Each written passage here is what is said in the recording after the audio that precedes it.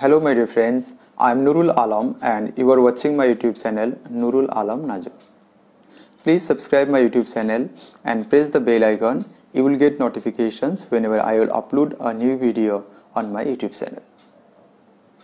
In my YouTube channel, I have uploaded a number of videos covering different topics which are very useful for various competitive examinations, especially for those who have been preparing for Assam Civil Service examinations conducted by Assam Public Service Commission. Thank you. History.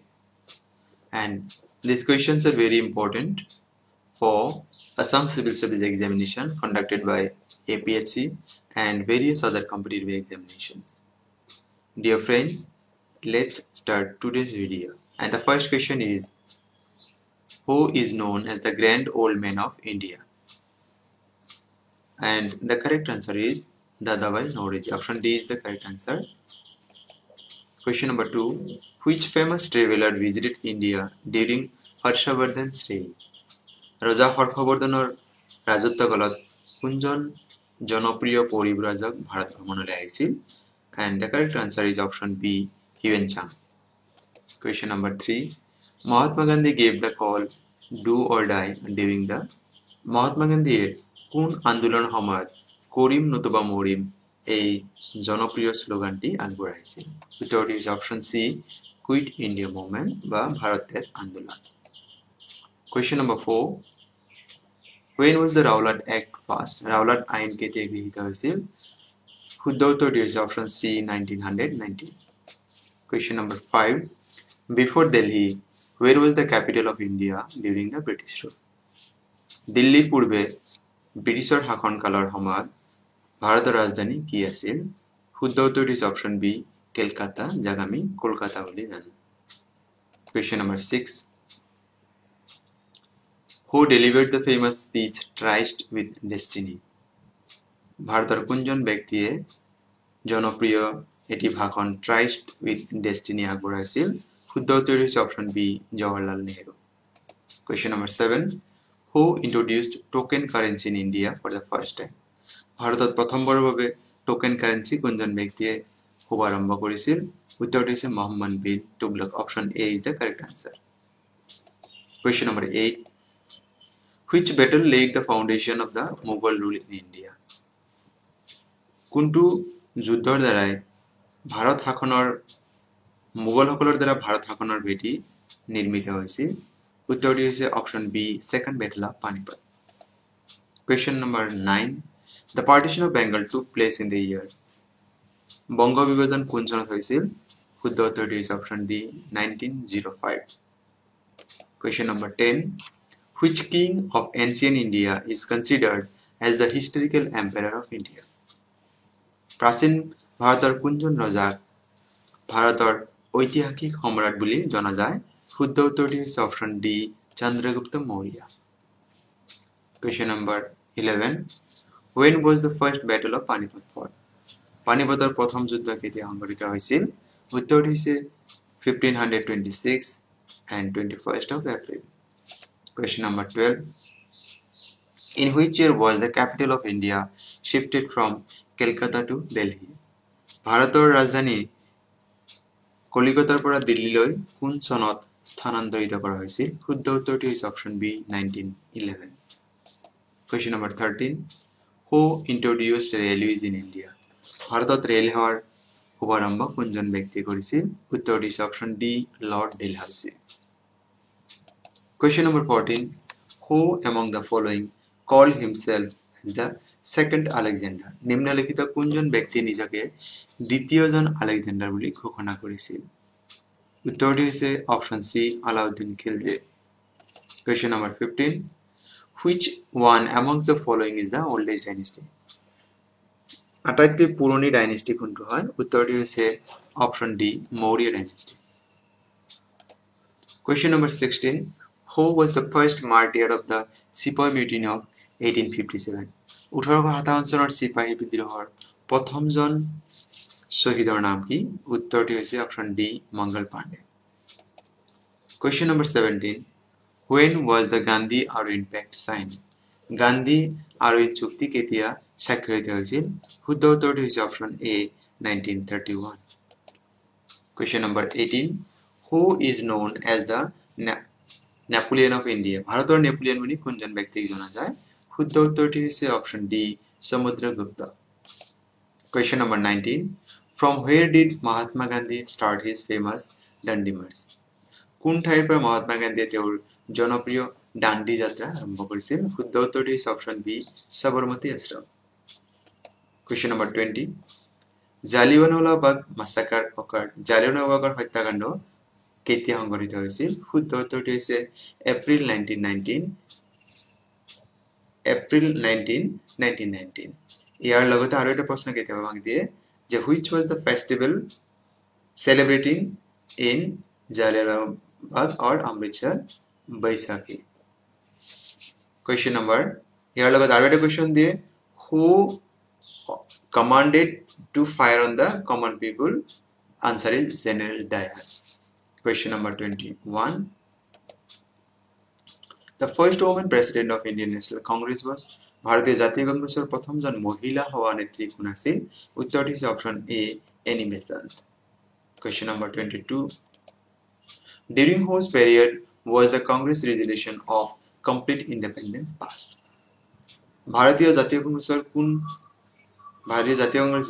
কোনজন ব্যক্তিৰ কাৰ্যকালৰ সময়ত পূৰ্ণ স্বাধীনতাৰ প্ৰস্তাৱ গ্ৰহণ কৰিছিল? উত্তৰটি হৈছে option B lord Irwin. Question number 23. Who was the president of Indian National Congress when India became independent? ভারতে স্বাধীনতা লাভ কৰাৰ সময়ত ভাৰতীয় জাতীয় কংগ্ৰেছৰ সভাপতি কোন আছিল? শুদ্ধ উত্তৰটি হৈছে option D J B Kripalani. Question number 24. Who was the president of India when it declared Purna Swaraj or complete independence as its objective? ভারতীয় জাতীয় কংগ্ৰেছৰ সভাপতি কোন আছিল যেতিয়া ভাৰতে পূৰ্ণ স্বৰাজ বা সম্পূৰ্ণ স্বাধীনতাৰ দাবী গ্ৰহণ কৰিছিল? উত্তৰটি হৈছে option C Jawaharlal Nehru. Question number 25. Who was the first Governor General of British territories in India? Bharat ভূমিৰ ব্ৰিটিছ ভাৰত ভূমিত প্ৰথমজন গভৰ্ণৰ জেনেৰেল কোন আছিল? উত্তৰটি হৈছে option C ওয়াৰেন Hastings. Question number 26. Name the last Mughal ruler to sit on the peacock throne. ময়ূৰ সিংহাসনত বহা মোগলৰ অন্তিমজন শাসক কোন আছিল? উত্তৰটি হৈছে option A Muhammad Shah. Question number 27. During the revolt of 1857, who was proclaimed as the Emperor of India by the Indian soldiers? 1857 চনৰ চিপাহী বিদ্ৰোহৰ সময়ত ভাৰতীয় সৈন্যসকলে কোনজন ব্যক্তিক ভাৰতৰ সম্ৰাট বুলি ঘোষণা কৰিছিল বা দাবী কৰিছিল? উত্তৰটি হৈছে option A Bahadur Shah Zafar. Question number 28. Who was the first president of Indian National Congress? ভারতীয় জাতীয় কংগ্ৰেছৰ প্ৰথমজন সভাপতি কোন আছিল? শুদ্ধ উত্তৰটি হৈছে option B ওমেশ Chandra Banerjee. Question number 29. In which of the following year the separate electorate for Muslims in India was established? মুছলমানসকলৰ বাবে পৃথক ভোটাধিকাৰ আছিল বা সেপাৰেট ইলেক্টৰেট কেতিয়া দিয়া হৈছিল? মুছলমানসকলৰ বাবে পৃথক ইলেক্টৰেট কেতিয়া দিয়া হৈছিল? ইয়াৰ শুদ্ধ উত্তৰটো হ'ব 1909। শুদ্ধ উত্তৰটো option D. Question number 30. Who gave the title of Mahatma to Gandhiji? গান্ধীজীলৈ বুলি মহাত্মা শীৰ্ষক এই উপাধিটো কোনে দিছিল? উত্তৰটি হৈছে option D Rabindranath Tagore. Question number 31. Who was the only and last Governor General after independence of India? Bharat স্বাধীনতা লাভ কৰাৰ পিছত ভাৰতৰ একমাত্ৰ আৰু অন্তিমজন গভৰ্ণৰ জেনেৰেল কোন আছিল? উত্তৰটি হৈছে option B Chakravarti Rajagopalachari. Question number 32. Which of the following person is known as the Frontier Gandhi? ভাৰতৰ কোনজন ব্যক্তিক ফ্ৰন্টিয়াৰ গান্ধী বুলি জনা যায়? শুদ্ধ উত্তৰটি হৈছে option C Khan Abdul Ghaffar Khan.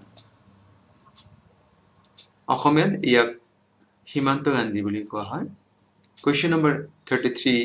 Who announced the partition of India into two separate states, India and Pakistan, in 1947?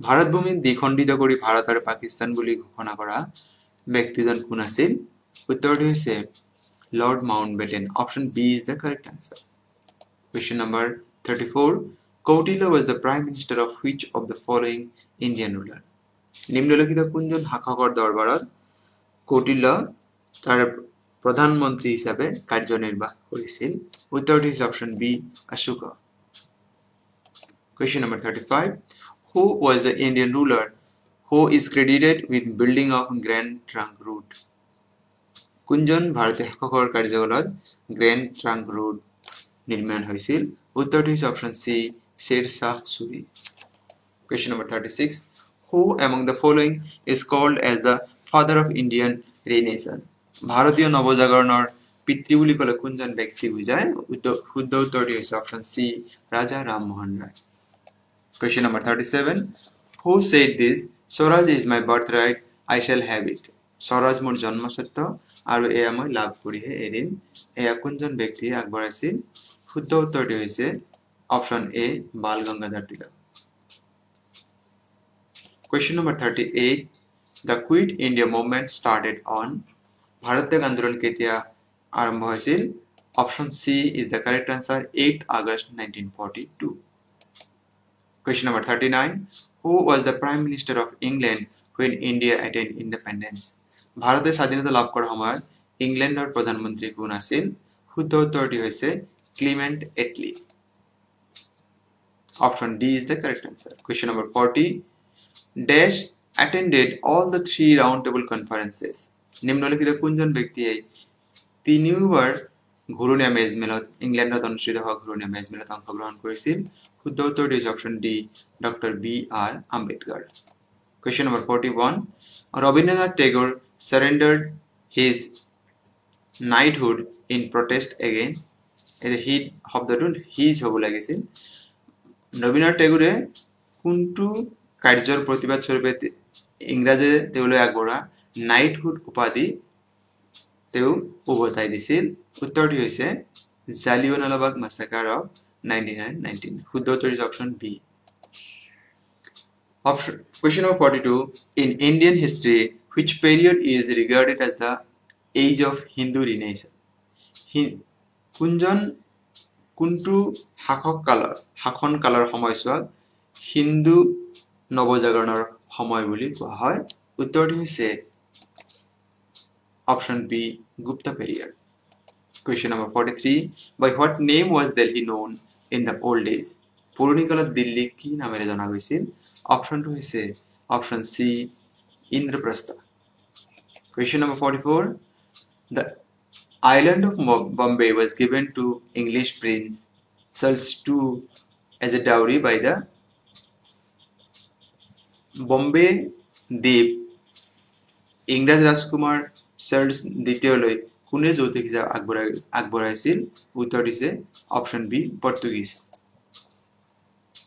question number 45 the practice of sati system was declared banned by কোনজন ব্যক্তিয়ে সতী দাহ প্ৰথাটো বন্ধ কৰি দিছিল শুদ্ধ উত্তৰটি হৈছে lord William Bentinck option D is the correct answer question number 46 the first census of India was conducted during the tenure of কোনজন ব্যক্তিৰ কাৰ্যকালত ভাৰতত প্ৰথমবাৰৰ বাবে লোকপিয়ল অনুষ্ঠিত হৈছিল উত্তৰটি হৈছে option C lord মেটকাফে question number 47 the Gadar party was founded in the month of November 1913 at San Francisco USA by 1913 চনৰ নৱেম্বৰ মাহত কোনজন ব্যক্তিৰ নেতৃত্বত আমেৰিকাৰ সান ফ্ৰান্সিস্কোত গাদাৰ পাৰ্টিৰ জন্ম হৈছিল উত্তৰটি হৈছে option A correct answer Lala Hardayal question number 48 the All India Muslim League was founded by Aga Khan in Dhaka in the year Aga Khanৰ নেতৃত্বত সৰ্বভাৰতীয় মুছলিম লীগ কেতিয়া গঠন হৈছিল উত্তৰটি হৈছে option C 1906 question number 49 who was the Nawab of Bengal during the battle of Plassey পলাশীৰ যুদ্ধৰ সময়ত বংগৰ নবাব কোন আছিল শুদ্ধ উত্তৰটি হৈছে option C সিৰাজউদ্দৌলা question number 50 Swami Vivekananda attended the World Parliament of Religions held in Chicago in Swami Vivekananda চিকাগোত অনুষ্ঠিত বিশ্ব ধৰ্ম সন্মিলনত অংশগ্ৰহণ কৰিছিল কোন চনত এৰ শুদ্ধ উত্তৰটো হৈছে অপশন এ 1893 বন্ধু বান্ধৱীসকল ভিডিঅ'টি সম্পূৰ্ণভাৱে চোৱাৰ বাবে অশেষ ধন্যবাদ